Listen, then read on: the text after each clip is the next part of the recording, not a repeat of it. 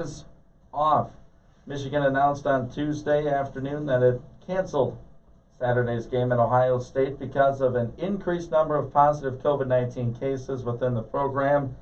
Now, the two rivals won't square off for the first time since 1917. According to the Athletics' Bruce Feldman, Michigan was going to be without 45 players due to a combination of injuries, positive COVID-19 tests, and contact tracing. Meanwhile, the 5-0 Buckeyes still need to play one more game to hit the 6-game requirement to qualify for the Big Ten championship game. The Buckeyes want to play the game, any game. There's been talk of a game 2 with Nebraska. Also, number 5, Texas A&M is available and would make an interesting matchup. Right now, everyone is in a wait-and-see mode. Michigan State, they open their season with uncertainty at quarterback, and if that remains the case when the schedule is winding down, the Spartans will play Penn State on Saturday. Rocky Lombardi was injured during last week's blowout loss to Ohio State 52-12. He did not return. The redshirt junior appeared to hit his head on the ground while being sacked with less than 5 minutes to go in the second quarter, looked dazed, and was taken to the locker room while redshirt freshman Peyton Thorne took over at quarterback the rest of the game. Michigan basketball, they have found a replacement for their previously scheduled game against North Carolina State. The Wolverines will play Toledo today. Tip-off is set for 6 o'clock tonight and will be televised on FS1. Toledo announced the game Tuesday morning. Michigan was supposed to play North Carolina State as part of the ACC Big Ten Challenge. So instead they will play the Rockets. The Battle of US 23. Right, yeah.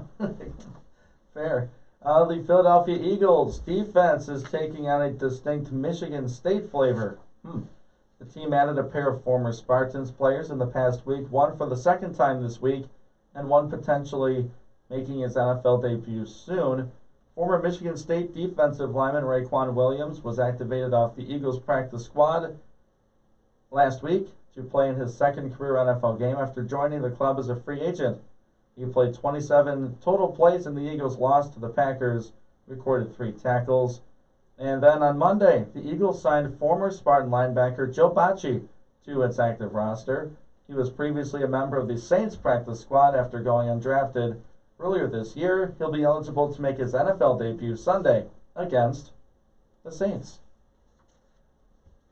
Let's see. Let's go to the World Junior Championship teams. COVID-19 is impacting that as well. The 3 Detroit Red Wings prospects are out of the tournament due to the coronavirus.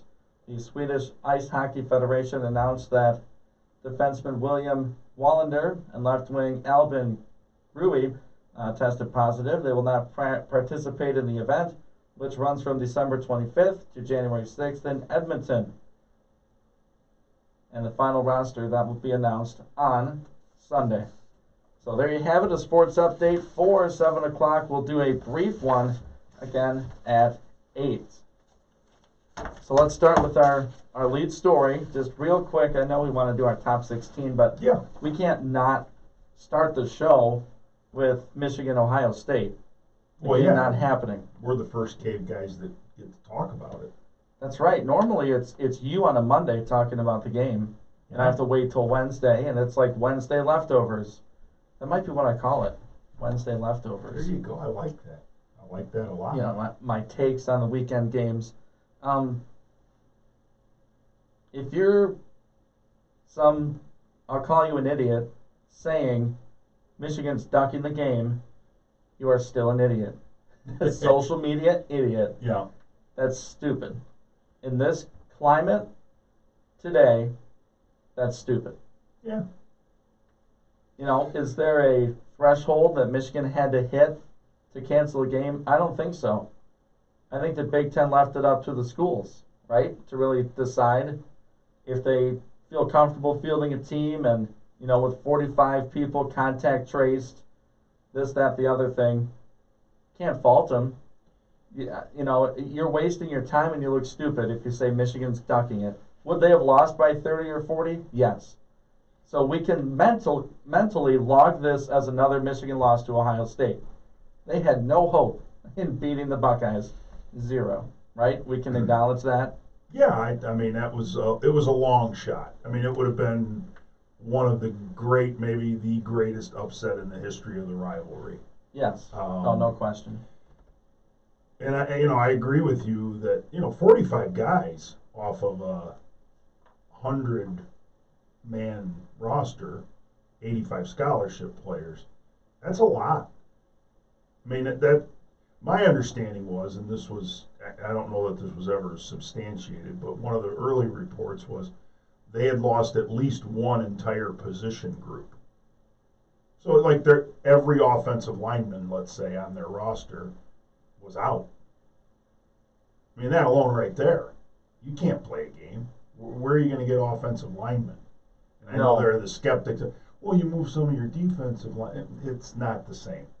Well, Denver Broncos played a game with a receiver, practice squad guy, quarterback. Who had played quarterback in college. Yeah. So with a skill position, you might be able to get away with it. But if it's your lineman, you're not going to plug a 195-pound receiver in it, defensive tackle. No. I mean, that's not smart thinking. Now, if Michigan implemented, we'll call it the ACC or SEC rules, where, okay, we have enough scholarship players to play.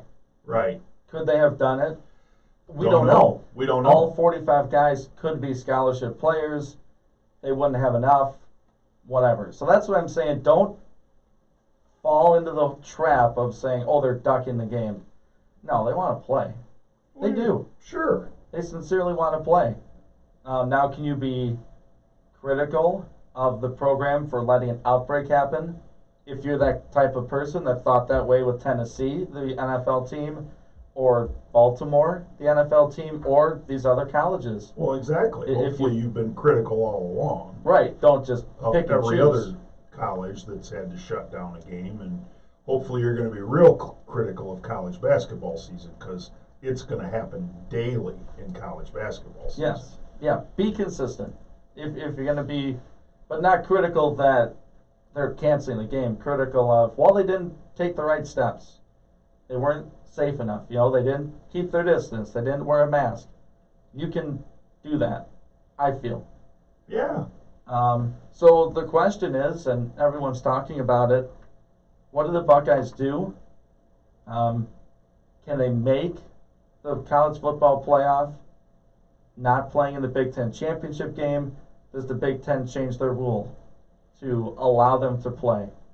I say don't change the rule, because you didn't change it before.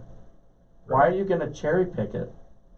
You didn't change the rule in that I'm sure teams wanted to play out of conference games earlier. Nebraska did, for sure. Yeah, Nebraska. One and of you their said, first games of the year was, and maybe their first game of the year was in jeopardy, and they said, well, we can line up this other school to play, and the Big Ten said no. yeah, so you would look hypocritical if you're the Big Ten coming out and saying that. Say, oh, we're going to bend this rule for this team for an intended purpose, is to play in the championship game. To me, if you're going to bend any rule, it's the minimum number of games. I would rather see that than allowing Ohio State to go play Texas A&M or someone out of conference. If you had to, I would rather say, okay, they're Yeah. clearly the best team in the conference. They played 5 games instead of 6. if you had to bend one, you'd bend that. That would be me. I'm not sure I would bend that one. No, I'd say don't bend any. Yeah, And I think there's I'm okay with that. There's I'm not going to lose a lot of sleep if they let Ohio State play in the Big Ten championship game, though, either. No, unless you're Indiana Yeah, and you played 6-7 games. yeah. They've So- got the most legitimate gripe, obviously. Yeah. For if sure. Ohio State ends up in the championship game with 5 games. And there's precedent for a team not playing in their conference championship going to the playoff. Not going to a New Year's Six, not Right. going to a blah, blah, blah. No, the college football playoff. Have you heard of a school called Alabama? Yep, absolutely. They didn't make their own championship game. Well, they lose to Georgia or someone. That was a few years ago. Might have been now. when they lost to Auburn. Either way, it didn't work out. They didn't make it into their conference championship game. So those two teams go and play, thinking they have a shot. You know, they're going to win the SEC. Committee says, nah, we like Bama. I think the same could happen here. I think if Ohio State, per the technicality, is second in the East, and they play the crossover championship weekend, or whatever they're calling it, and let's say they play Iowa, which I think is who that would be right now, right? 5-2 Iowa? I think so, yes. Because Indiana would play Northwestern. They both have a loss already. Right. I don't know where Wisconsin fits in there because they didn't play a lot of games. Yeah, They they're might be the like third 2 place and team. 3 maybe. I don't Something know. like that, or yeah, I'd have to. I'm looking at the past history of the. College football playoff. Yeah. Well, let's say Ohio State whoops Iowa. Iowa's ranked, right? They're in the top 25. That's still a quality win. Oh, You yeah. would value that as much as beating Northwestern, I think, if you're the committee, right? The West is weak. Does it really matter? Now, if Wisconsin were on the other side and undefeated, right, Yeah. and they'd be waiting for Ohio State, Yeah. then it's a totally different conversation. Mm-hmm. Wisconsin started off like a top 15, top 10 team. Right. So if they were undefeated, Ohio State undefeated, but 5-0, then the pressure's on. But I think now that the West is Northwestern, who Right. lost to State, okay, or Iowa, I don't think Iowa can make it. You know, if Ohio State plays them or whoever, I just don't think it matters. I really don't. I think they can play in the second place game, kick the snot out of Iowa, and the committee can still select them. They can. I think the nightmare scenario for the Buckeyes is if Clemson and Notre Dame play in the ACC championship and Clemson wins the rematch, and Florida upsets Alabama in the SEC championship game. Those schools have all played more games than Ohio State. They're all And Bama's not going to drop below 4. no, Then because this year I believe they're clear. Now anything can happen on any given night, but I clearly believe they're the best team in college football, the most complete team in college football. Yeah, that could. Now you got some choices to make because you got a one-loss Florida team, a one-loss Alabama team, a one-loss Clemson, and a one-loss Notre Dame, and an undefeated Ohio State, conceivably. Yes. That's going to be a tough one. Florida, who would have beaten the number one team in the country in the SEC championship game, and Clemson, who would have beaten the number 2 team in the country. That'd be a tough one. Yeah, but would you. So let's say that happens. Let's say those upsets happen, Mm-hmm. and Ohio State plays Northwestern in the Big Ten championship. How would they value that? Well, because Ohio State would still be undefeated, and then they would beat one more ranked opponent. But a win over Bama is Well, way then they more would than a. then they would be Big Ten champions, though, if they played in the Big Ten championship game. It's hard. It would be hard to leave an undefeated Big Ten champion out of the playoff when no one else is undefeated of the Power Five. Yeah. That would be. I don't see that happening. I mean, Well, in I don't this see any Power Five conference champion who's undefeated being left out of the college football playoff for 4 one-loss teams. That would be stunning. Well, I think if it's a Ohio year- State goes undefeated, they're in. Right. Well, you know, if the upsets don't happen, If the upsets don't happen, then can they play the second place game and get in your opinion? And we don't know because if- they're going to beat a ranked team in Iowa, which is going to help their strength of schedule. It's going to help their profile. I mean, and I think they're going to do it at Iowa. I think Really? I think the West Division teams host the crossover games. I don't know if that was a random decision. I think. Can we get somebody to call the Big Ten office and confirm that? Yeah, let me text them real quick and see what's going on. But you know, I guess we ask your opinion Yeah. on the cave. You know, if you want to call into the show, you're more than welcome. Yeah. 517-265-4000. Does Ohio State have to play in the Big Ten championship game and win, obviously, to get in the playoff, or do they not need to? I'm of the opinion they don't have to. I would agree with that. I don't, because there's precedent. I think it was the 17-18 season where both Alabama and Georgia were in the college football playoff and actually played for the title. I think yeah. Georgia won the SEC, and I can't remember. I believe they beat Auburn in the SEC championship game because Auburn that had the beaten kick six? Alabama. Was that the kick 6 year? Or am I going too far That back? seems like it was longer ago than just a couple of years ago. I could be wrong. But I'm pretty sure Bama lost to Auburn, which made Auburn the SEC West champs, and they played Georgia in the championship game, and they lost to Georgia, so Alabama snuck in there as number 4. That might have been the year Auburn just rolled Alabama. There was one year there where where they just crushed them. Yeah. So, and if anything weird is going to happen, like the playoff committee selecting a Ohio State team that was second in the conference, Yeah. it'd be this year, Well, yeah. right? The Yeah. topsy-turvy, upside down, back and forth college football season. So, in summary, Michigan isn't ducking, okay? Unless something comes out contrary to what we're reading and seeing, they're not ducking. Don't Right. post that. Don't comment that. You're Right. done. That's ridiculous. And if you did it, just go delete it, right? Come on. You Right. woke up today and you're like, you know what? That was insensitive. Whatever the science is regarding athletes and student athletes and young people getting COVID and all this, Yeah. that's not the time.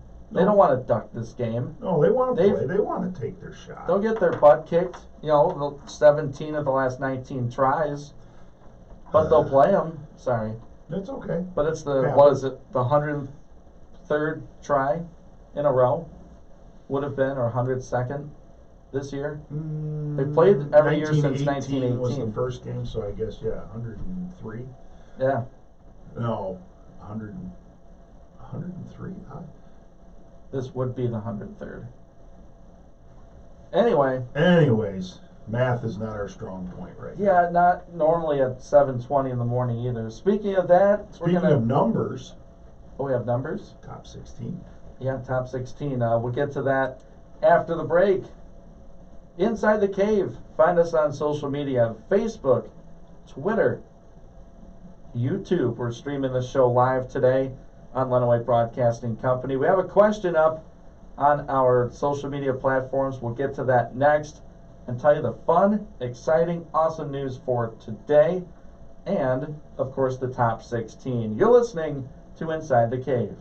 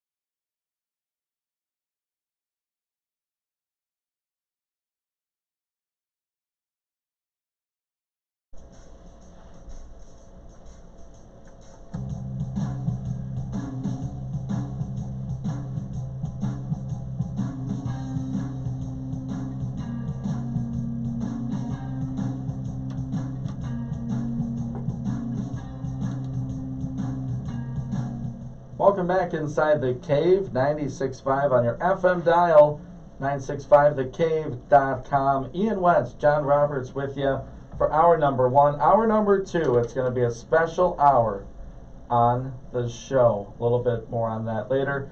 Find us on social media, Facebook and Twitter, Instagram, YouTube channel. That's on Lenawee Broadcasting Company. We are live today.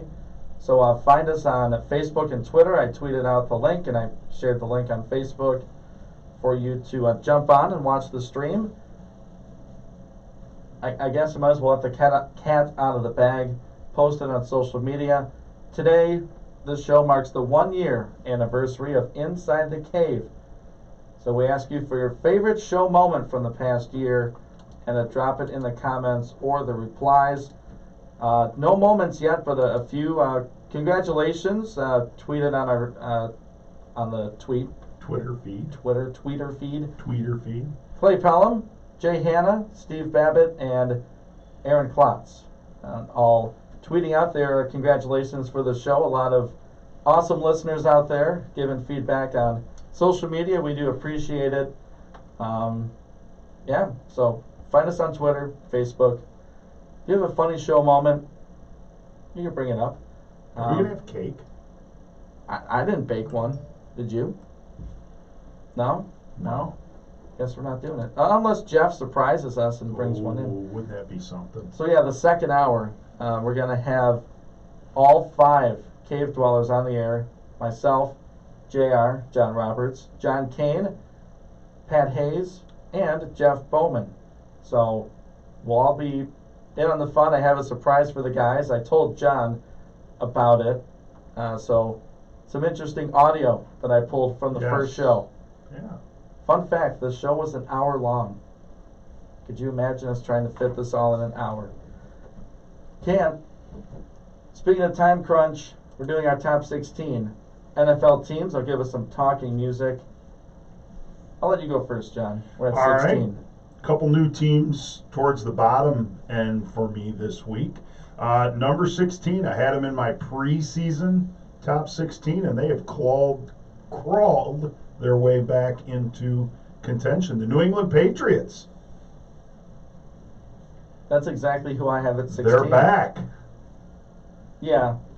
You know, the NFL's starting to separate itself. A little bit. You know, there's a top 10, and then there's you're kind of in it, you're kind of there. Yeah, I got Patriots at 6.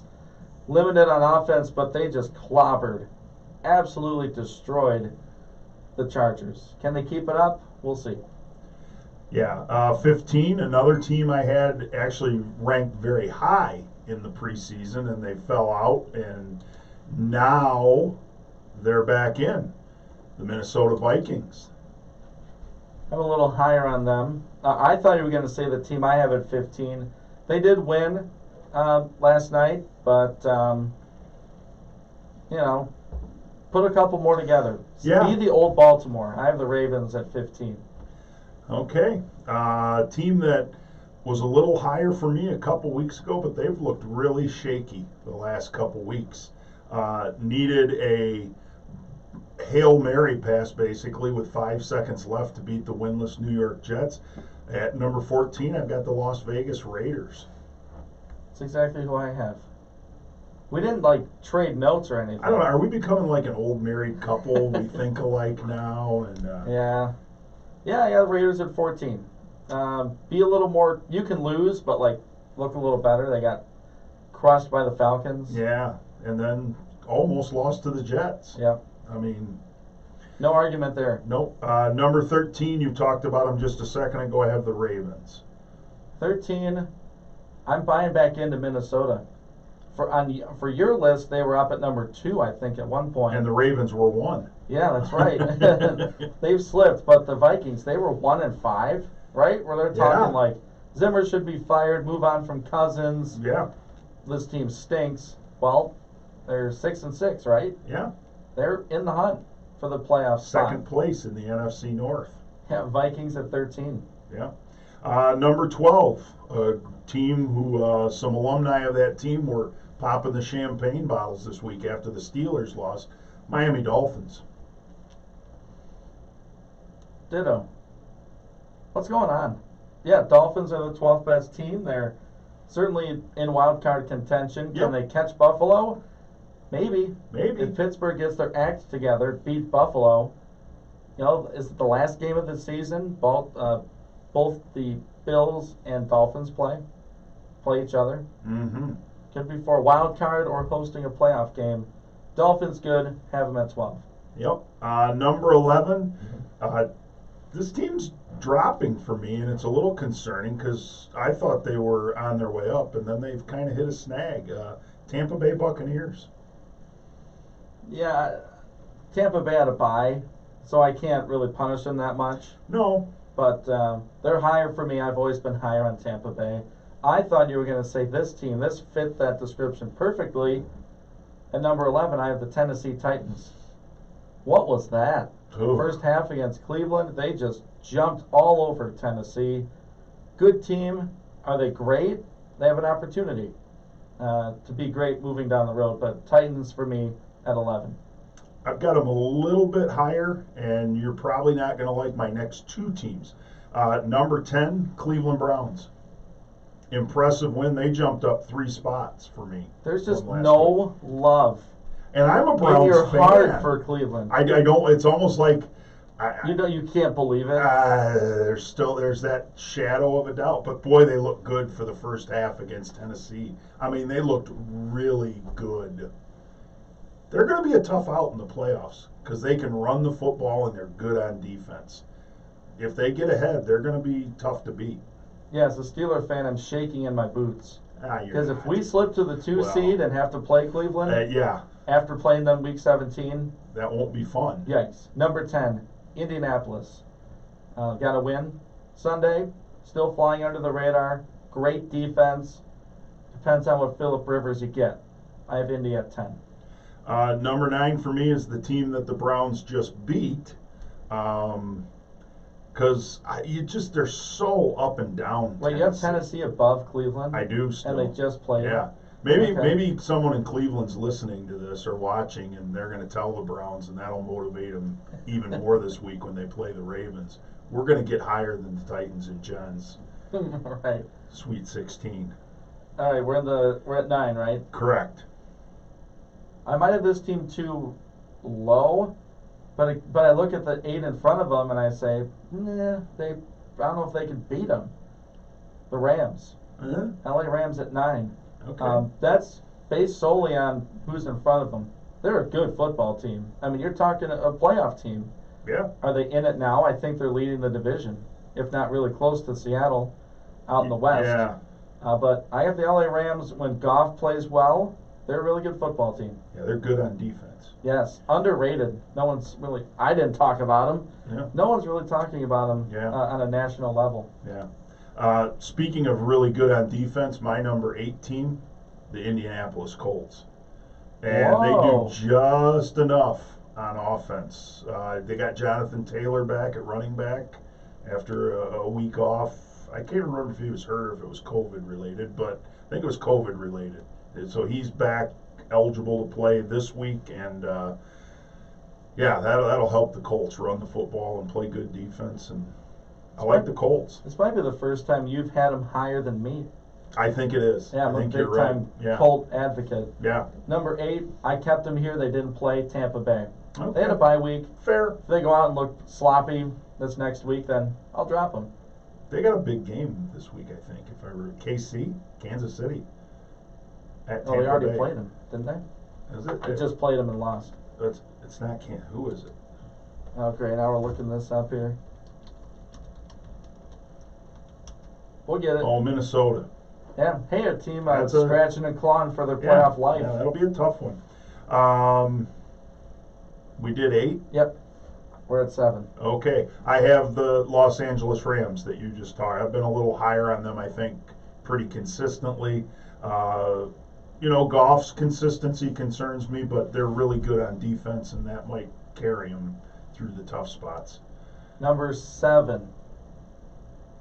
I think this is the lowest I've had them. The Seattle Seahawks. There's flaws. Russell Yeah. Wilson Yeah. not quite playing like the MVP That's a- in recent weeks. Yeah, that was a bad loss at home to Lost the to the Giants. Giants. Although the Giants are getting better. But they shouldn't lose to the Giants in Seattle. So that's my number 6 team is the Seattle Seahawks. Yep. Okay, so I'm at 6. Yeah. Welcome to the top 6, the Cleveland Browns. Come on. You are drinking the brown and orange Kool-Aid. What's not to love? I mean, they're mixing the right ingredients. Cleveland, you are second in the AFC North. What are they? 9-3? Yeah, a 9-3 football team. Guaranteed a winning record. Yes. I mean, they got a tough stretch though. They look like a playoff team right now. You got the Ravens. I mean, that might at home, winnable game. Look, if the Browns beat the Ravens, that might, depending on how the dominoes fall, knock Baltimore out. Wouldn't you love that? It pretty much would. As a Browns fan? Yeah. You talk about sweet revenge. Yeah, but 3 of your final 4 are tough. You got the Jets in there, but you got the Steelers Week 17. I'm telling you, that could be like a hot take of the day. That game, January 3rd, could determine if Pittsburgh goes on the road or if Cleveland goes on the road for the first round of the playoffs. Pittsburgh has a tough final because four. Pittsburgh is looking at Buffalo, at Cincinnati, which they should win that, home against the Colts, and then at Browns. Those are three difficult games. 3 of those 4 games are. It's not over yet. Either team could win them. Have a legitimate shot to win. Yep. So I have Cleveland at 6. We'll get to our top 5 after the commercial break. You're listening to Inside the Cave on 96.5 FM and 965thecave.com.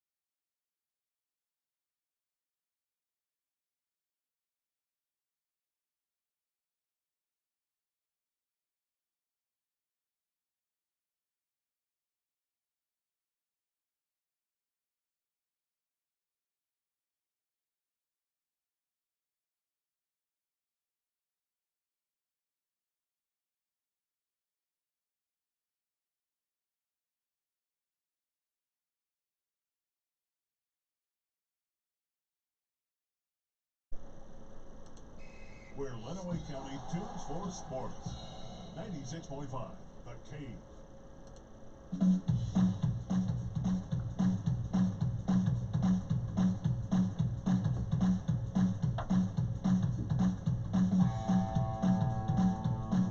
You're inside the Cave, 96.5 FM, 965thecave.com. Happy birthday to Inside the Cave as we turn 1 year old today. Ian Wentz, John Roberts with you till 8.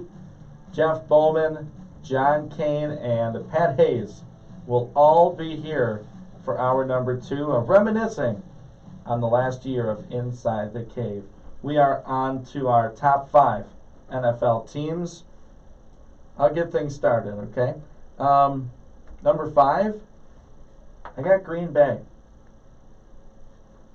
Maybe too low, but I look at teams above them and I go, they're more complete. So I got Green Bay at 5. As do I. I think they've got flaws defensively, but when you have Aaron Rodgers and what they can do offensively, they're a legitimate contender to win the NFC. I don't know that they can win the Super Bowl. I mean, I suppose they get there, they got a shot, but they would be the underdogs, I would think. I forget who said it, but they're a different team when they're playing ahead and when they're playing from behind. Yes. If they play from behind, they fold up like a lawn chair. Right. If they play from ahead, they're a different football team. Yeah, they're a much better out in front club than come from behind, which is unusual for Aaron Rodgers. Yeah, yeah, true. Number 4, they had a great win this last weekend. Buffalo Bills at number 4. Josh Allen back in MVP form, like we were talking at week 4 of how good Josh Allen was and how good the Bills are. Buffalo, they're back in the top 5. I have at number 4 the New Orleans Saints. I think they're the most complete team in the NFC. They're going to get Drew Brees back here healthy soon, just in time to play a couple games to get ready for the playoffs. And but boy, Taysom Hill's done a great job filling in for him. May have cemented his status as the next Saints quarterback. Very well could have. My top 3 shuffled due to my Pittsburgh Steelers losing to the Washington football team. I have thoughts on it. I have facts, not excuses, but reasons why they lost the game. But Pittsburgh's at 3. Look, you can't run the football at all. Ben threw like 55 passes against Washington, and we were leading almost the whole game. Mm-hmm. Well, you can't run the ball. We've lost 2 linebackers to injury, Bush and Dupree. Those are difference makers. It's a different defense without them. And again, in case you didn't hear me, Pittsburgh cannot run the ball. So the Steelers at 3, they're still technically the 1 seed in the AFC because they lost to an NFC team while Kansas City lost to an AFC team. Mm-hmm. So Pittsburgh at 3. Do they get James Conner back at some point? I hope so. Because I think that would help. I think he has. He's on the COVID list. Benny Snell, but I think he's on the list. He might have COVID. Okay, so James he's Conner, a little probably missing 2 games instead of 1. At least, he's compromised. Right. With the cancer. So right. Who knows? Yeah. Number 3 for me, the Buffalo Bills. Great win at San Francisco, at Arizona actually, but a great win Monday night. They totally dominated the 49ers, I thought, and I need a little more consistency for them to be higher, and but they look tough Monday night against a good 49ers team, not a great 49ers team, but a good 49ers team. People were buying the 49er. I had them in my top 16 too. last week. They were 16, yeah. Number 2, Kansas City.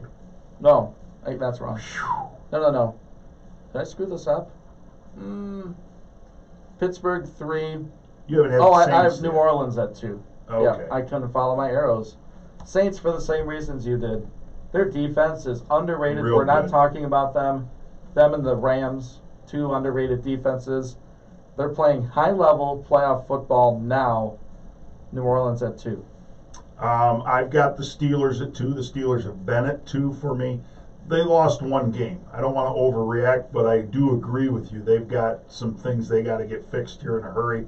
And losing Bud Dupree and Devin Bush, that's tough on their defense. They're going to have to really upgrade how they're playing in the secondary and up front because their linebacker core is shot. Yes. Yeah. And I don't know how you find help at this point in the season for your, the middle of your defense. Yeah, and I think it's fair, and I give you total credit. All the Steeler haters, they're coming at me a little bit, and yeah. Oh, you guys lost to the football team. Number one, I think Washington could win that division. Very well. They're right in it. And when the Steelers were undefeated, you said how underrated and not good they are. Then they lost. You shouldn't be surprised. Right. Or giving us a hard time. Right. Okay. Right. You can't pick and choose. Right. You can't say, oh, you were undefeated and lost. Well, you were telling us we were undefeated the whole season. Or, right. Whatever. Yeah, overrated or whatever. Right. Kansas City's won. They're still a good football team. And odds are they're going to win that division, but they may not. Yeah. I think we both probably have the same number one in Kansas City. I think they're the best team right now in the AFC.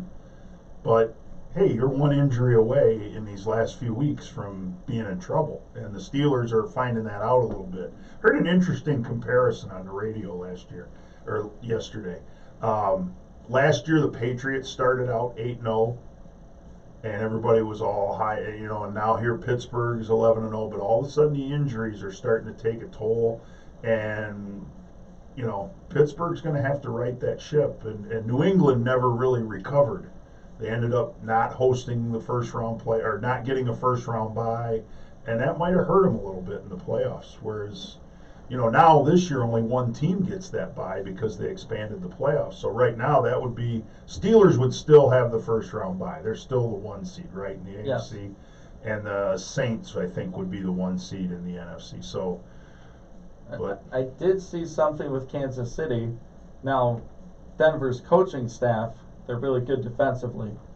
And they got some talent on that side of the ball. But what they did is limited the big plays. Mm-hmm. And when KC got in the red zone, what did they start the game at? Like they kicked 4 field goals in the red zone or something like that? And I go, Denver's doing something right. So maybe teams can take film of that and replicate it against KC. They might have found something. Because when you get that offense condensed and you don't have the whole field to spread it out, they try to be too cute and creative, and it did not work. But they're the best team in football right now, especially with Pittsburgh's loss. We know the flaws for every team now. We're just about done with the regular season. We kind of know who they are. Yeah. Well, and Kansas City's we're gonna find out more about Kansas City the next couple weeks. This week they're at Miami, really good defensive football team, probably better defensively than the Denver Broncos. Mm-hmm. So they're at Miami, and then the following week they're at New Orleans. So 2 good road tests for the Chiefs. I'm gonna say they lose one of those 2 games. It's a battle down to the end for really both conferences, but a really tight AFC. Now, did we think that at the beginning of the year that the AFC would have this many top teams? I think we had like Baltimore and Kansas City as like the top 2, and then a bunch of NFC was NFC teams. Stronger. Yeah. Preseason. Yeah. And then it's sort of maybe that's because we're NFC guys, because the Lions are in, and we're. Well, we saw what the 49ers did. Yeah. They've fallen off the face of the earth. We had ranked a little higher. Vikings, Cowboys, Eagles. Yeah. Boy, we talked about that during the break. You talk about 2 bad picks by both of us, the Cowboys and the Eagles. Yeah, not making that mistake again. Oof. We whiffed on that one. Yeah. Going back and trying to think of, what was our best take? What was our worst take from the first year on the show? I think that's it. That's got to be it. For me, saying Mike McCarthy is going to get them over the hump. Yeah. And me saying the Eagles were going to win that division. I mean, unbelievably, both those teams are still in the race. Yeah, they still could. They still could, but I don't think either. I think when you talked about Pittsburgh losing to Washington, you talked about how good Washington is, and both of us during the break talked about how improved New York is. I think one of those two teams are going to win the division. They're the two best teams in the NFC East right now. Right, The Giants and the football team. Yeah, they're going to host a playoff game. I know, it's amazing. And that's going With to, a 6-win season. yeah, they're going to host a, Maybe. you know, maybe a Los Angeles Rams or a Seattle Seahawks. Yeah, Or Vikings, Buccaneers. yeah. Could you imagine, let's say New York wins and they host Tampa Bay and Brady goes back That'll be cold. and then the Giants beat them again and they go, man, Giants just have Brady's number no matter what team he plays on. Yeah, no kidding. Weird that stuff. Would be something. All right, we're going to get set up for hour number 2 inside the cave. Jeff Bowman is in studio now if you're watching on the live feed. Yep, there he is waving to the fans.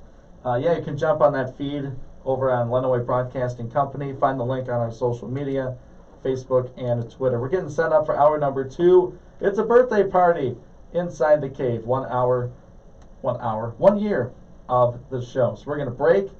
We'll be back. We'll get the rest of the crew on Inside the Cave. And Jeff didn't bring cake. Jeff is cakeless. You were supposed to. We'll be back inside the cave. I was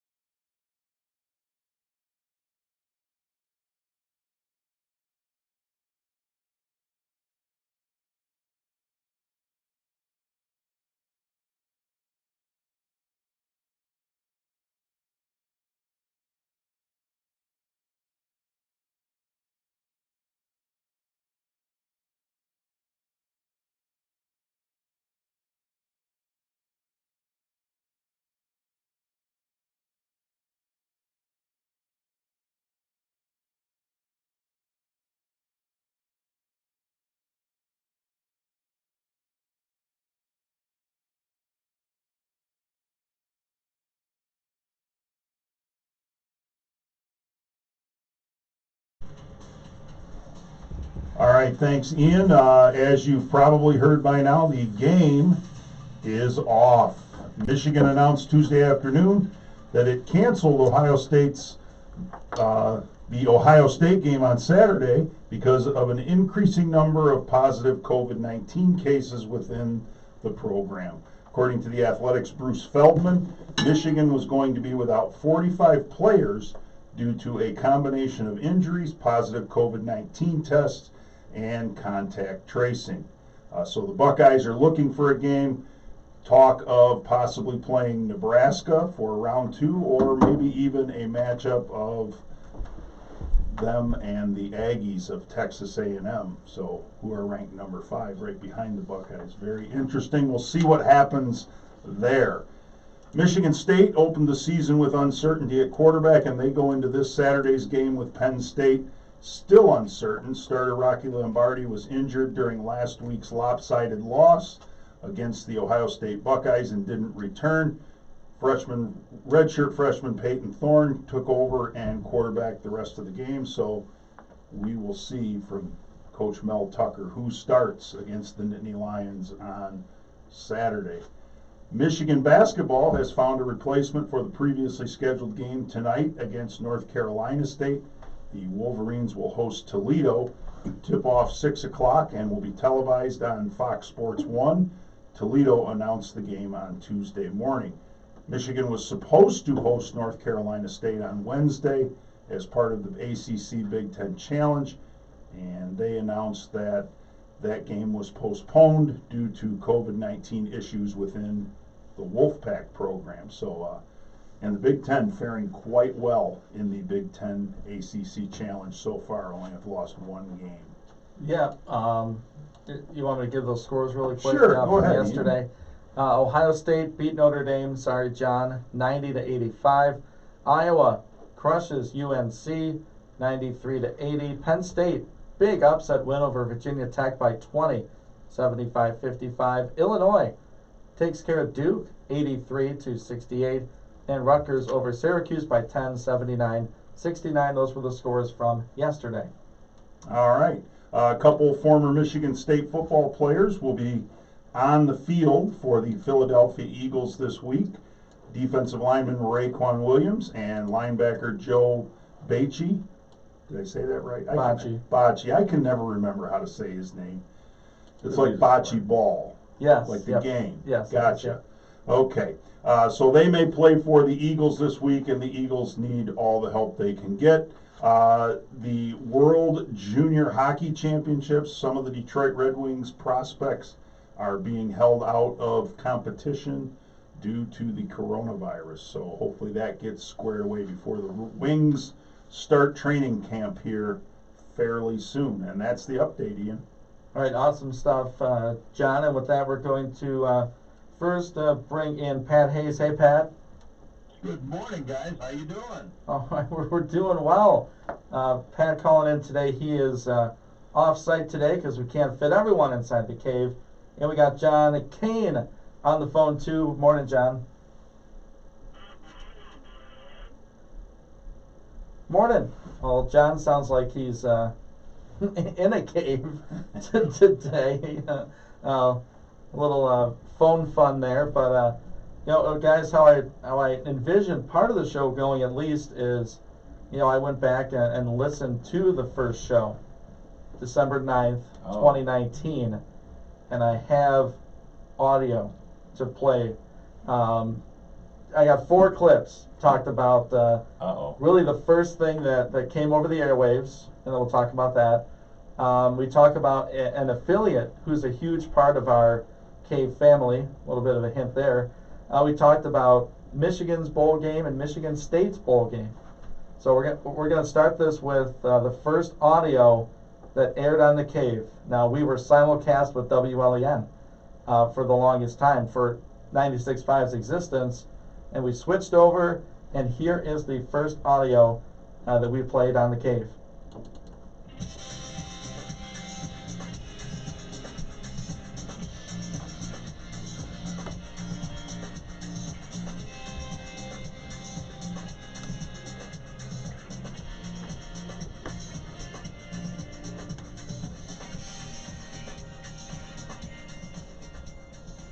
welcome in on a Monday morning to 96.5 The Cave. You're inside the cave. My name is Ian Wentz. Pat Hayes in the studio with me, Jeff Roman and John Kane. Full house today. Good morning, Lenawee County. The whole squad's here to kick off Inside the Cave. We're going to kick him out soon. It's been years in the making, right, John? Years. That's accurate. Yeah. Sports talk in the mornings, 8 until 9. Let's get it started. There we go. That was it, our first bit of audio. John, you have stuck with that same sort of catchphrase.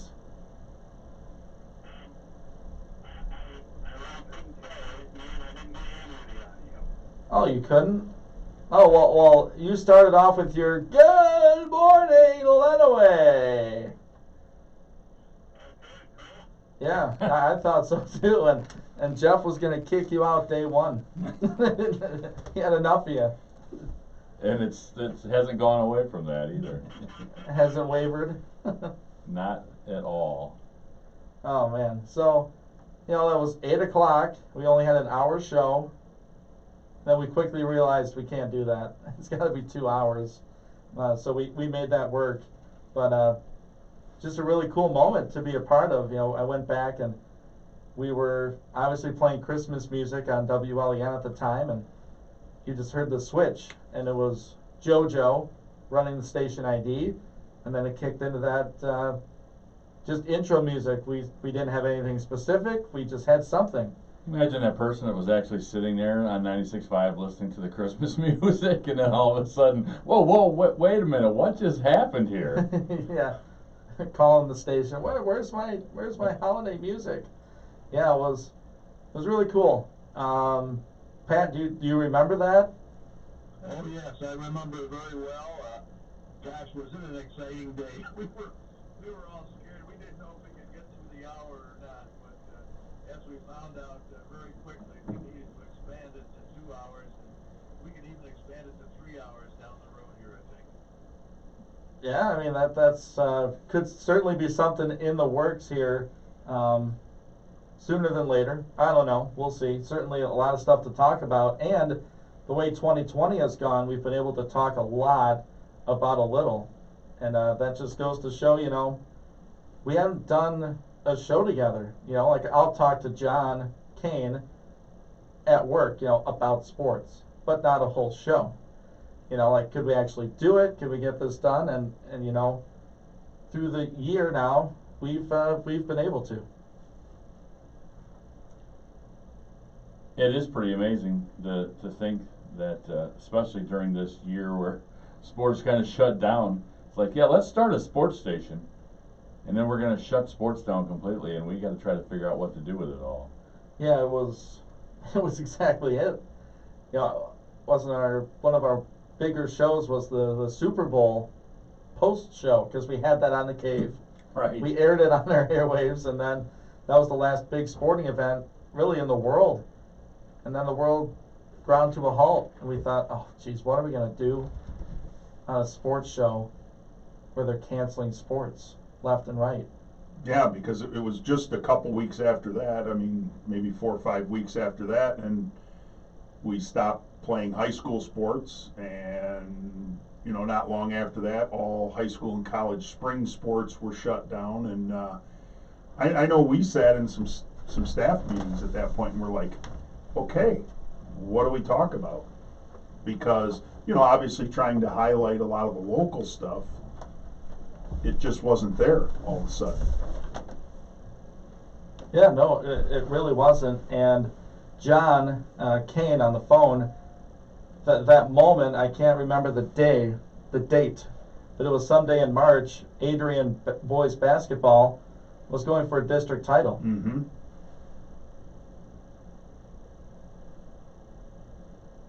Yeah, well, he was supposed to do the LCS girls that night on Thursday. On that Thursday. They were in the region. Yeah, that was the first part that's right. that got canceled, and then the boys were supposed to play. He had that one. I had Onstead, or who did I was supposed to have? No, Who the heck? I was going to Onstead though. Who the heck? Blissfield Erie. Blissfield Erie. There Yeah. you go. And that was going to be on the Cave. Yeah. And John was going to have Adrian and Columbia Central on WLEN. Yes. So it just kind of, things just stopped. Then no spring sports, but somehow we made it virtually though. Yeah. Yeah, well, you say the word virtual, and obviously one of the things that we had to do early on was scramble to come up with programming, and virtual Diamond League baseball obviously was one of the first things that we did to maintain that local presence without high school and local college sports. And that was a blast. Yeah, if you're going through memories of the year that the Inside the Cave has had, Yeah. that's the biggest one. It was a full-on production. That's Well, what. We had all to- summer long, Yeah. basically. Schedule I mean, games, come in and record them, make sure they air on time, make Hey, sure. come on! Don't give away trade secrets. Oh, sorry. Go to the Cave Stadium. Right. Unlock the gates. You're right. Sorry, Jeff. Yeah. Say hi to the parking attendants. and, Exactly. yeah, the grounds crew, and I know Pat's favorite part of that. Pat, what's your favorite part about Virtual Diamond League? Toby the Wonder See? Boy. absolutely. I mean, he put on a show for us. Tim Miller, he was a Quite a sponsor of that, and quite a dog handler, wasn't he? he taught Toby everything he knows. I knew that was gonna. I knew when I asked that question, I knew exactly what the answer was gonna be. It was Toby.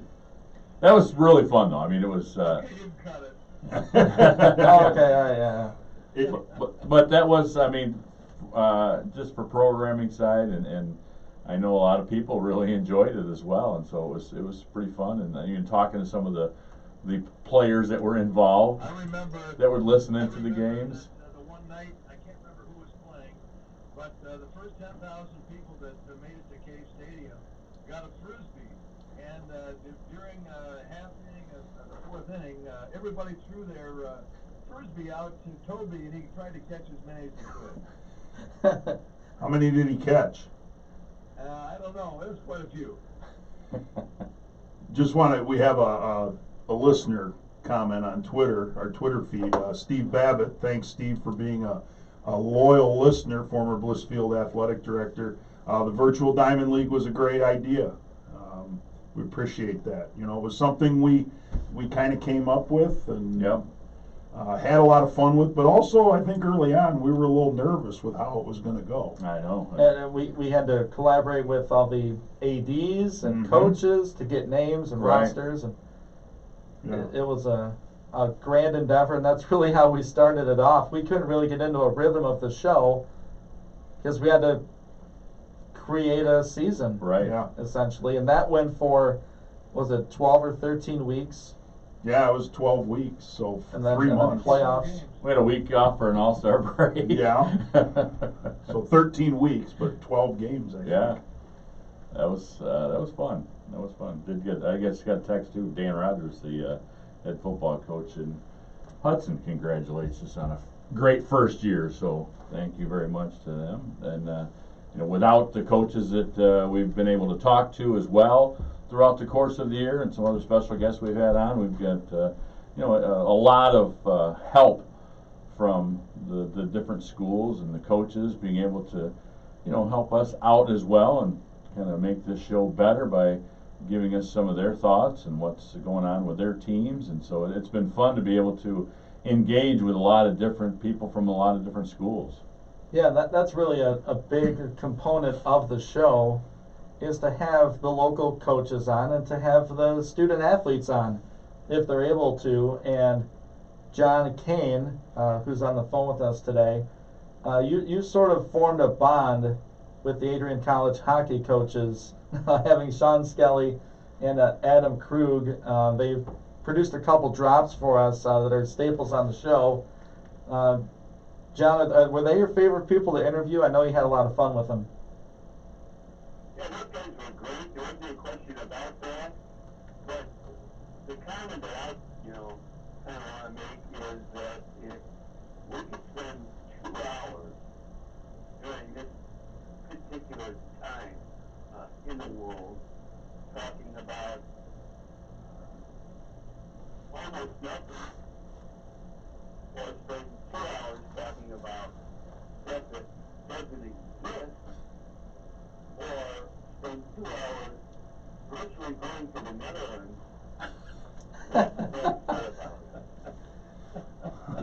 The Dutch boy The Dutch comes boy. alive. That's right, my gosh. And speaking of trying to And that fill- almost took John 2 hours. Yeah. Yeah. And, talking about virtual things and, trying to create stuff on the fly and filling airtime essentially, our food trivia, or not food trivia, food up bracket. Yes, stadium food bracket Yeah. contest. It just dawned on me that we did a whole month, it seemed like, about food and drink. Snack foods. And we had a ton of feedback on social media, Yeah. and we had a little back and forth with it. It's, hot dogs or brats, and then, Beer or pop or chips or it was that was a lot of fun to put the Twitter polls out. The you stadium know, food, that the was stadium food, and that's been fun, it really has. or was fun, I should say. Yeah, we could rejoin that. Every day I couldn't get the reminders of that experience. Well, I know you were jealous, John, of me and Roberts doing it. I know you were really into it. Yeah, Yeah, it was yeah. hot dog. Our listeners picked up on the sarcasm there. Yeah. Buns. Oh, there's a drop. Yeah, there Speaking is. of that, I got a couple of drops here. And you could squeeze all the stuff that got loaded on there out of it all over the place. They're both buns. They got buns. They both got buns. Words of wisdom from John Kane. And I think John Kane has, and we probably need to go through more shows to find more things, but I think more drops have been produced by John Kane than any other cave host. Oh yeah, he's a drop machine. He really is. They deserve to scooch. A case in point there, deserving a scooch. And if, I know right now the phone number as well. Yeah, John and I combined Right. to create one of the first drops for the phone number to call the show. 265-4000. 517 is the area code. That saved a lot of speaking time Oh yeah, for you guys on the show. thank Been you for really that. handy, We yeah. really appreciate that. No problem. JR and I have something to do here, and then we're going to take a break. We have to do our Maple City Car Wash Trivia Contest. So I hope you have a question, John. I do. Because today's trivia question is being brought to you by Maple City Auto Wash on Main Street next to Speedway gas station. First correct answer will receive a free car wash. The contest will be running every other week on WLEN and every week on 96.5 The Cave until November 2021. All winners from both stations will be entered for a chance to win a free one-year membership for unlimited car washes. One winner per station per year. Yes, Jeff. Whoever's on the phone needs to hang up then. Oh, well, we'll give them a different number to call. Okay. How about that? The phone number is going to be 517-263-4000. So instead of 265, call 263-4000. 263-4000. John, what's our question? All right, should be an easy one. Throwing you a softball out there, listeners. Call in and take a shot at winning a free car wash, and then be entered in a drawing, as Ian said, for unlimited car washes for a year. How old is the cave today? Do you want days? Or No, just how old? How many years have we been on the air? Doesn't get much simpler than that, folks. No, it does doesn't. not. 517-263-4000. 263-4000. We're going to throw our front desk staff sort of off kilter today, but I think they'll grasp what we're doing here. We're going to take your call off the air, 263-4000, for the Maple City Car Wash Trivia. I It's should let Leslie know the answer. Yeah, you should. Today's trivia, it's been brought to you by Maple City Auto Wash, home of the best free vacuums and carpet mat cleaners. I need that. Be sure to check out their membership packages for big savings and great deals on gift cards for all occasions. Who doesn't love a clean car?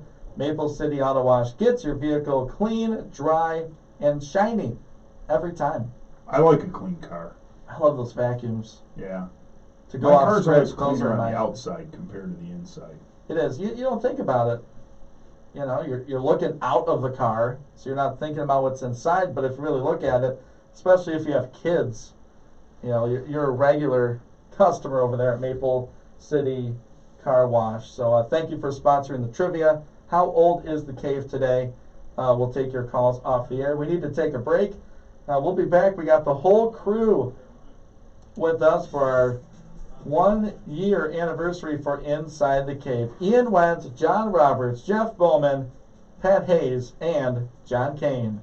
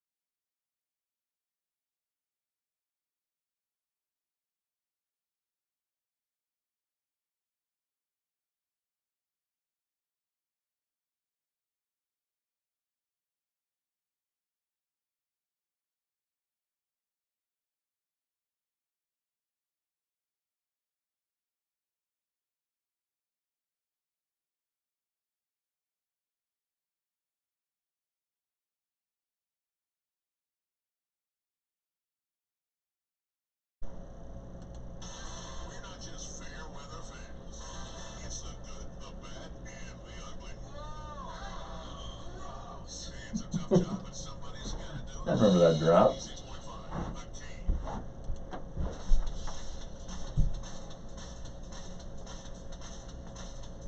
Welcome back inside the cave. It's our birthday. 1 year today. We started the show inside the cave.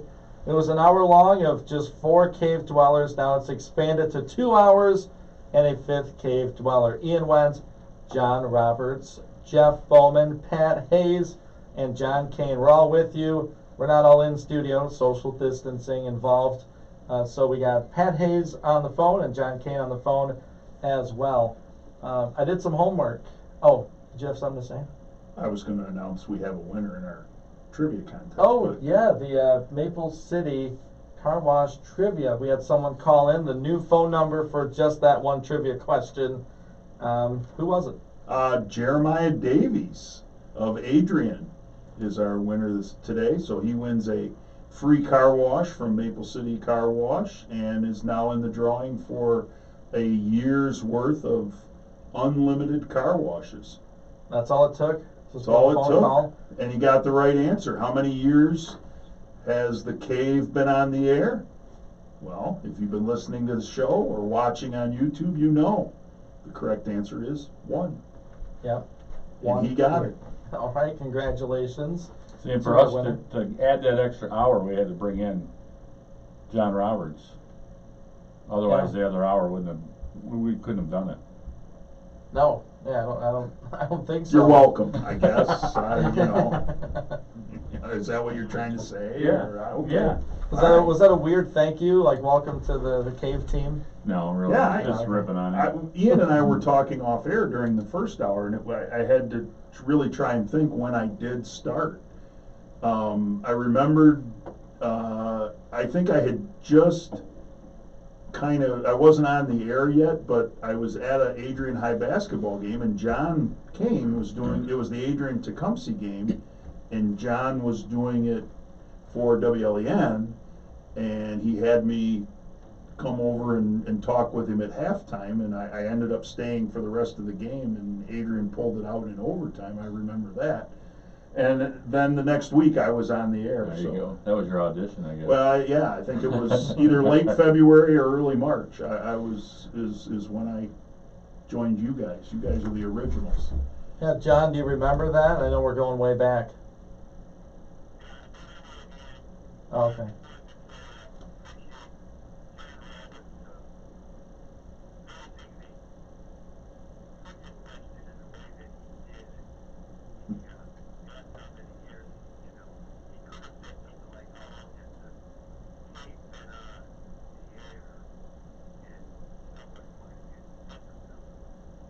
Right, that would have opened it up for interpretation. That's right. Yeah, yeah, Yeah. that was a nicely worded question. Well, every So I'm once in a looking at- while I do something right around here. Our ribbon cutting though was on February 3rd. I was looking at Right. our official. So that was the Super Bowl, the day after or Yeah. day of. And I was here for that. Yeah. I think I met with Julie Kane that day. Yeah. So. Yeah, And that yeah, was I know. another reason. That really, I think, Pat, is the reason they needed someone to help out while you were in Florida. And that's how And those were huge shoes to fill though, or Pat's. he has big feet. Yeah. My goodness. Yeah, we really do appreciate you, John, and all the work you do on behind the scenes, and you're very active on our social media. Really, really a big help and a Well. truly good asset for Inside the Cave. And, I appreciate working with all you guys. A lot of you have been involved with local radio and local sports for many, many years. And for me to get an opportunity to sit here in studio and talk sports with you guys a couple mornings a week is really, special to me. Jeff and I have been, talking sports for a lot of years in a variety of ways, and have listened to John do games for many, many years, Adrian High football, basketball and things like that, and to finally be a part of that team officially, is really rewarding for me personally. Well, especially when you think back, Ian, JR went to Mount Pleasant, up to Central, to be a broadcaster. Going in the Communications, Wayback Machine, huh? that's what he Yeah. wanted to do, and then he said, you know what, I'm going to teach instead. Yeah, I mean, coming out of high school, Joe, you're exact. I know we've talked about it. I went to CMU because they had a really good broadcasting program, and I always used to tell people, I'm going to be the next Dick Enberg. You That know. was, because he was a CMU graduate and very famous sportscaster, and dream deferred, I guess, and it's finally coming There you true. go. I've got my dream job. He had to retire from his other. I had to retire from my other job. Yeah, it's quite a program. They've done quite well. They put a lot of people in radio and TV across the region, and sometimes nationally. Yeah.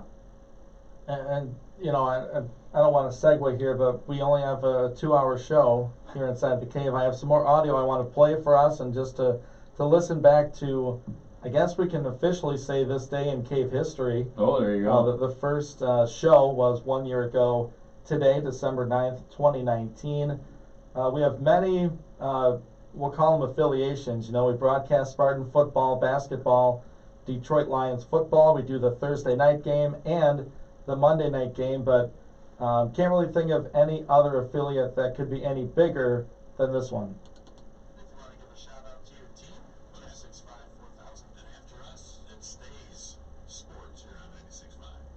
It sure does. Over our CBS Sports, that's our network, and you'll hear some great programming, including a program from 3 to 6, the huge show. The huge show, and that's originates out of Grand Rapids. Great show. Always listen to it when I go up to the Grand Rapids area, but now you can hear it right here in Lenawee County. A huge show from 3 to 6. Be sure to tune it in. And I know we're not any good, but the Lions, you can hear on Sundays. It was so nice. Actually, yesterday I had some errands to run, and I wanted to turn the game on, and I was trying to figure out what station to go to, because that's what I've always had to do. And I'm like, you know what?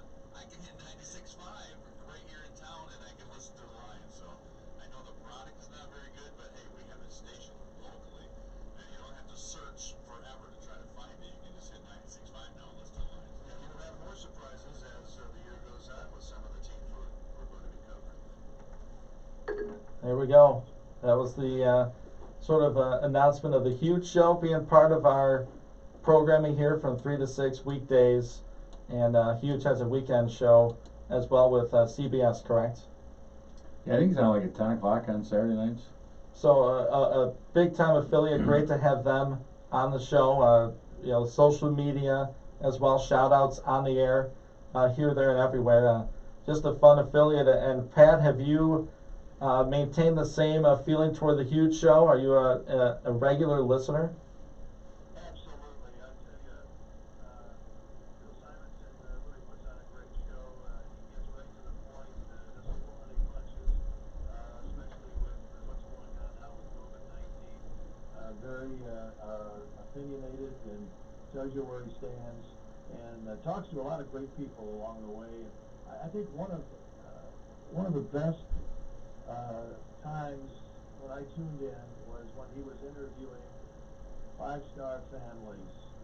I don't know if you've ever heard that, but he interviews families of young men who were killed in action during the wars, and I mean, it brings you to tears almost just listening to these families and what their athlete in high school was doing, and then they went over to Afghanistan, and unfortunately they didn't come back.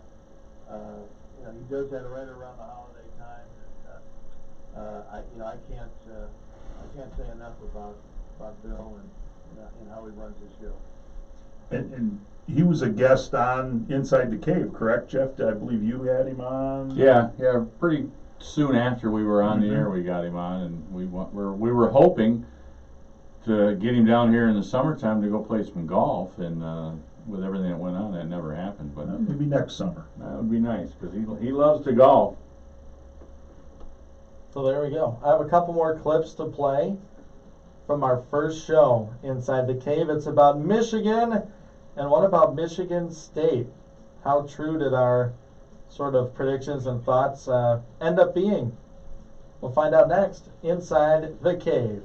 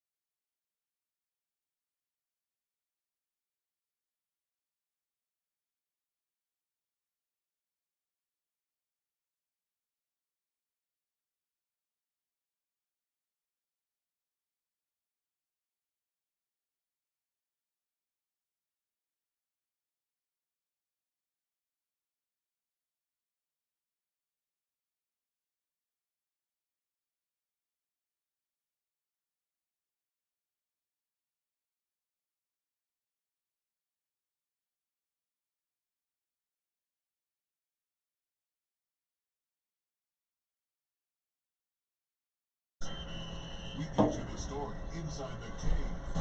96.5 The Cave.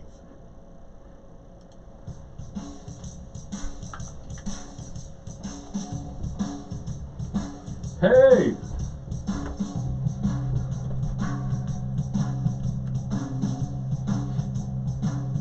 And here we are back inside the cave. Ian Wentz, Jeff Bowman, John Roberts, John Kane, and Pat Hayes with you till 9 o'clock. It's our birthday inside the cave. 1 year of the show, and I almost forgot to play two of my favorite drops. You got to find a way to replicate what you did. Probably our best 60-minute performance of the year. Yeah, I had to add Coach in there. We're going back. I did some homework and grabbed a couple audio clips to play for the listener if they're sort of new to the show.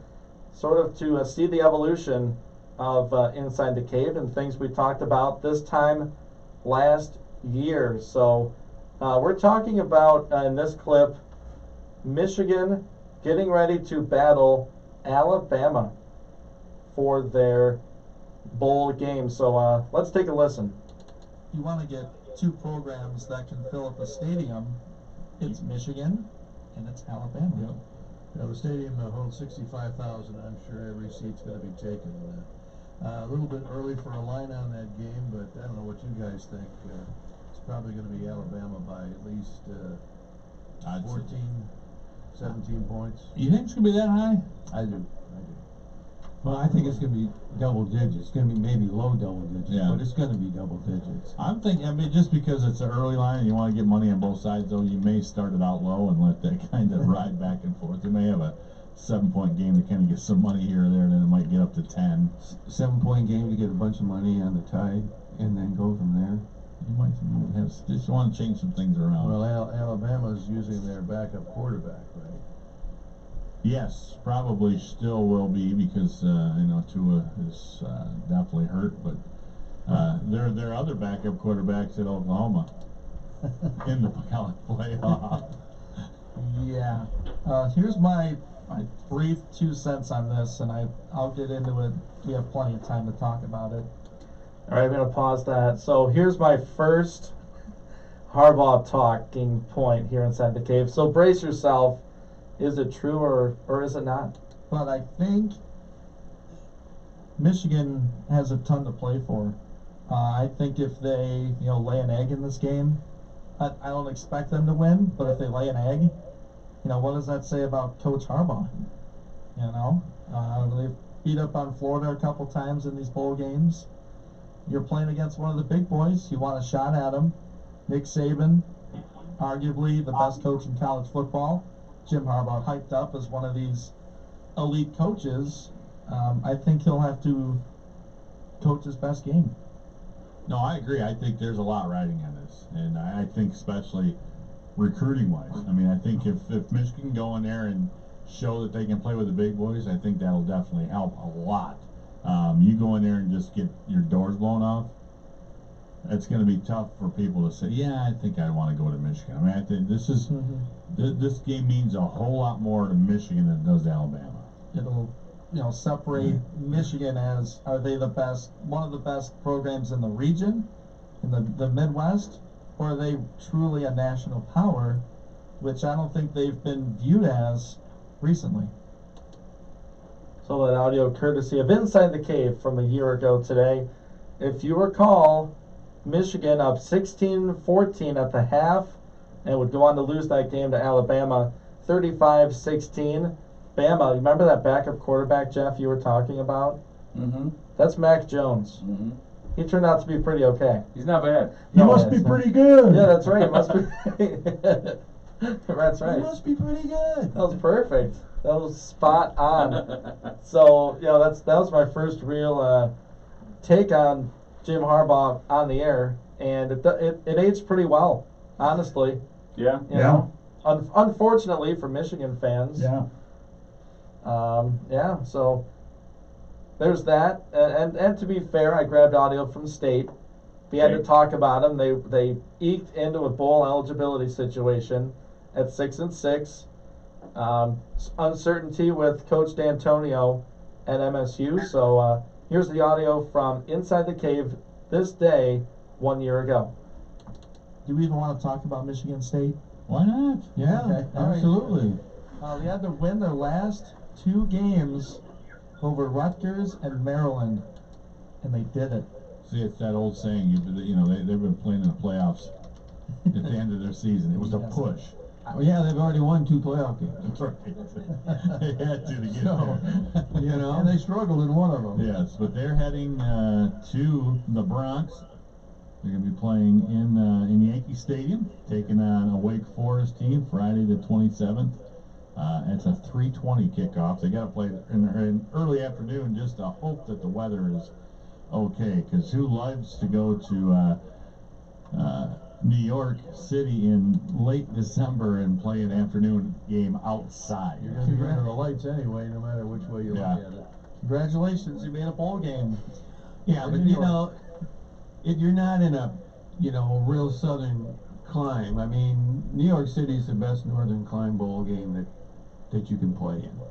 Because it's got to be a lot of fun to be running around there. Yeah, that would be the only thing is just the outside. you know. Right. If you're not going to go somewhere that's really cool, like Eastern, just to go to Detroit. Well, they're gonna have a game on their hands. Wake Forest, Yes. they're not a pushover. Oh, no. Looking at- Absolutely not. I'm not even sure Michigan State's going to be favored in that game. I wouldn't be surprised if they weren't. They might not have been favored in that game, but they did beat the Demon Deacons in what would be Mark D'Antonio's last game as head coach at Michigan State. 27-21. Brian Lewerke for MSU, 320. Touchdown and a pick. Yeah, so Get that was all our the first stats. real preview of that. The Sparties. Got all What? the stats. You want me to read the Michigan stats too? No, I that's figured okay. you didn't want me to. No. I'm just bringing our listeners back to, back when State had a quarterback and winning bowl games and things like that. So, John Kane, do you remember that discussion at all? Talking about the great weather in New York? Very bad. The great weather in New York for that Pinstripe Bowl? Right. Yeah. Good. Yeah. Well, and he had, some Wake Forest answers Remember that one. because he's such an ACC guy. Right? Well, and that game's already been canceled for this year, so Yeah. State will be the defending Pinstripe Bowl champions into 2021. Print the T-shirt. Print the T-shirt, That's Get it right. ready to back go. to back. So those are the clips I had. It was an hour-long show. The first day inside the cave, talking a lot about high school basketball, getting ready for the Maples to make a run, and we're talking LCS, Lenawee Christian, trying to defend a state championship Yeah, again. they had back-to-back. They were Mhm. going for their third. Three-peat. When did it go to 2 hours from 1? We'll have to dig back. Because it was 2 hours when I started in late February. So Yeah. probably maybe by that time we had figured we could do 2 hours, and when we did the launch officially, in we did February. 2 hours. Yeah. Yeah. Okay. So all right. Yeah, I think that's when we officially did the launch. We meant it to 2 hours. yeah. So A lot of where we're at. progress. Yep, exactly. heck In a yeah. year's time. Yeah. I'd say so. Some cool things hopefully on the horizon too. Yep. Yeah, and if you're watching too, you look at all the jerseys and helmets hanging around in here, and we appreciate very much all the schools that have hooked us up with some cool things to have in studio to make it look like a little sports cave, and we appreciate all of that. So, and again, we had some good runs. LCS girls didn't get I claimed them 3 because they were ranked number 1 when it all ended. Mm-hmm. Clinton boys wrestling won a state championship. They were able to actually finish their season on a high note. So they're going to be defending if they actually get to play this year. But Onstead football last year, we took it right into them in the semifinals last year. That's right when things were just getting started here on the cave too. So.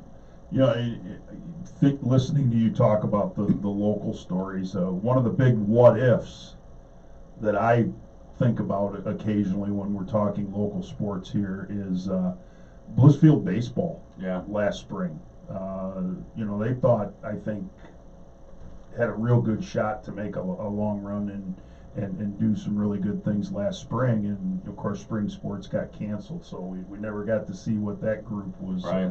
So, a lot of those guys are back for their senior year, so Yep. hopefully we'll get that in and, they can make a nice run and bring some additional hardware back to Right. Illinois County.